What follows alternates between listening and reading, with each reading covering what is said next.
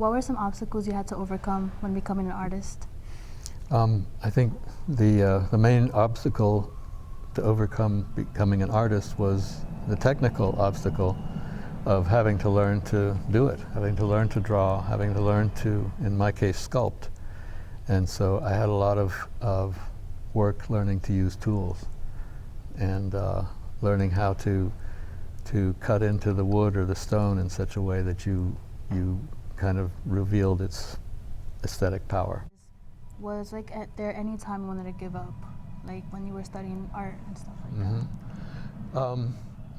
I think that when I was studying art, at that point I had given things up before, and I wanted to stick with it this time. So there were times when I felt frustrated because especially when facing a blank canvas or something like that, it's very frustrating when you don't know even how to begin. So I felt the frustration, but I didn't stop. How has your culture or background inspired you to photograph in urban areas? We lived on a farm, and I just wanted to stay on the farm because I was learning how to drive tractors and that kind of thing at a very young age. And that was very exciting to me. So it was natural for me to gravitate to a different kind of environment than the one I grew up in, which was sort of the country club set. That did not interest me. But urban life interested me a lot because of the incredible diversity of a place like New York City and a lot of exciting things going on all the time, among which was hip-hop and graffiti painting on the trains, which I found to be a phenomenal, wonderful thing coming from a different background. The artwork is a whole project of documentation of graffiti in New York in the 70s and early 80s, and about the people who did it. And that being the theme, I want people to understand how the work was done and why people did it. Why did documenting graffiti artists interest you? I started out just doing it for fun because I liked the artwork, and as I was watching it evolve on the trains, it was getting better and better until I thought, well, somebody should be taking these pictures of this. And so I didn't see very many other people taking pictures of it, so I started taking pictures myself. So despite many people considering graffiti to be vandalism, do you think that you going out and capturing graffiti is a commentary in itself on how you view that art is ambiguous in a sense? Yes, I think that at the time I was taking pictures, the general opinion of graffiti was that it was, vandalism and ugly and terrible. And I think the fact that I took pictures of it and put it in a setting like an art gallery or an album or a book, or even in our own case in a film, gave it value or inherent value that an outsider was attributing to this form. And I think that did influence people to think that, oh, maybe it's valuable.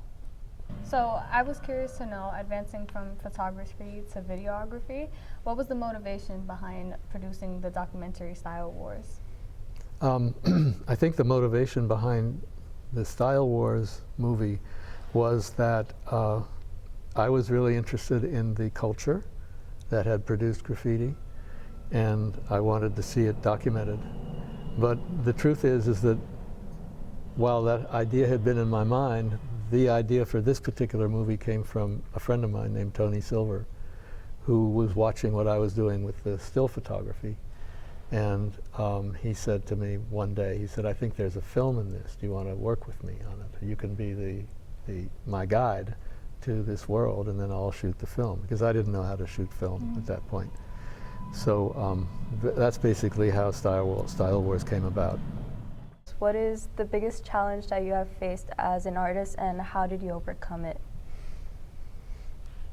I think the biggest challenge that I faced as an artist was how to get people to look at it, was to find a venue in which to exhibit it. The making of the art, in this case the photography, was a given, and I was enthusiastic about it. It was fun to do, and there was plenty of it to document. And then meeting the artists and everything was even better. So it was more the next steps of how to get a book published, for instance. Were there any large events regarding graffiti that took place in New York City? And if so, were you a part of it? Oh my goodness, large events having to do with graffiti. I think the first large event having to do with graffiti was an exhibit that I had in a gallery on West Broadway in Soho. And it was, I knew at that time maybe a dozen graffiti writers, but to the opening of the exhibit, perhaps 200 people came. And so I really got to know all the graffiti artists in New York. Mm-hmm. And that was the first time there was a graffiti event that I was involved in. Was there a time you encountered where you had to ask permission to like be allowed to take the pictures of the graffiti? I took pictures just without asking anybody. And I knew well enough to know that if I took a tripod, that I would attract attention and probably be forbidden. So I went and did everything handheld. And on 3 occasions, policemen came and they told me that, "What are you doing?" I said, "I'm taking pictures of the trains." Why? I said, well, and then I actually lied. I said, "I'm a school teacher and we're doing a class project about the art." And he said, "Do you know that you need a permit?" I said, "No, I had no idea."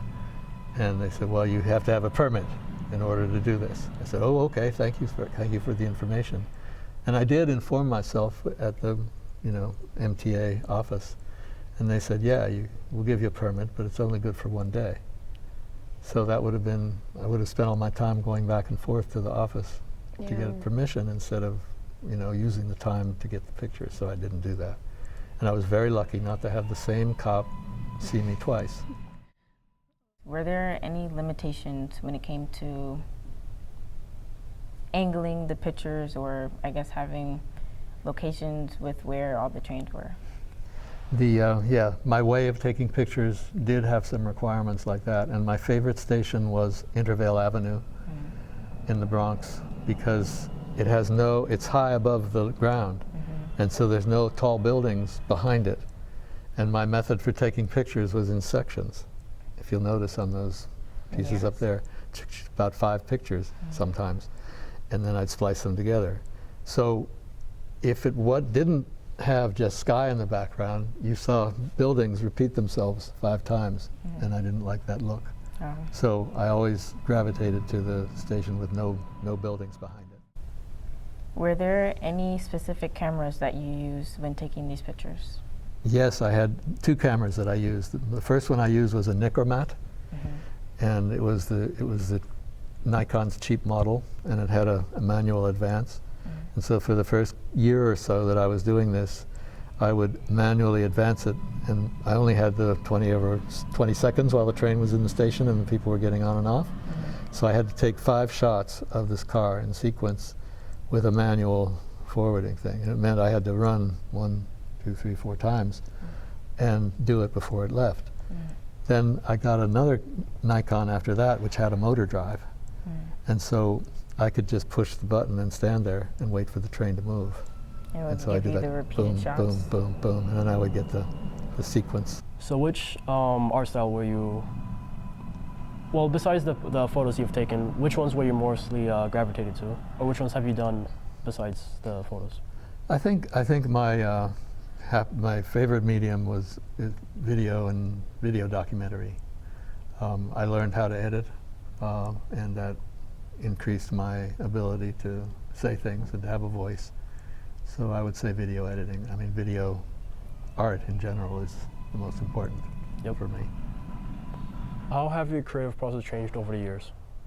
I think my creative processes have gone through several changes, largely because I've changed the medium that I've been working in, going from sculpture to photography, and after that to film and video.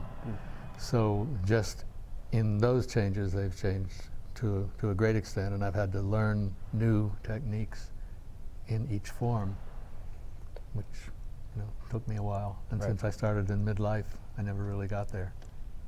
But you don't have to get there. It's the process which is important.